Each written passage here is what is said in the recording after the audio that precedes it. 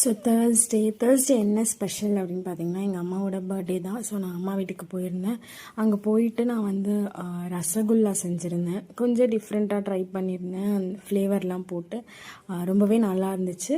நான் recipe shoot பண்ணலை, கொஞ்சம் அவசரமாக ஷூட் பண்ணிட்டு அதை ரெடி பண்ணிட்டு கோவில் போகணும் அப்படின்றதுனால.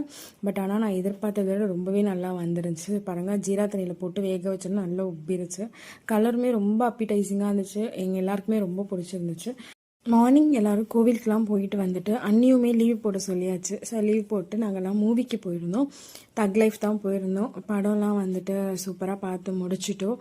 ஆக்சுவலி இந்த பாட்டு தான் இதில் வந்து ஃபேவரட்டாக இருந்துச்சு. நல்லா இருந்துச்சு படம். மற்றபடி வேறு எதுவும் பெரிய ரிவ்யூக்கு சொல்கிற அளவுக்கு நான் வந்து மூவி ரிவ்யூவர்லாம் கிடையாது. ஸோ அதுக்கப்புறம் பார்த்திங்கன்னா நேராக அங்கேருந்து நாங்கள் ஸ்டார் பிரியாணி வந்துவிட்டோம் லஞ்சுக்கு ஸ்டார் பிரியாணியில் நானும் அம்மாவும் இன்றைக்கி வெஜ்ஜு தேர்ஸ்டேன்றதுனால அண்ணா அப்பா அண்ணி எல்லாருமே வந்துட்டு நான்வெஜ் சாப்பிட்ருந்தாங்க. நாங்கள் வந்து கீ ரைஸ் அதுக்கப்புறம் மஷ்ரூம் மஞ்சூரியன் ட்ரை வாங்கியிருந்தோம். எல்லாம் சூப்பராக சாப்பிட்டுட்டு வீட்டுக்கு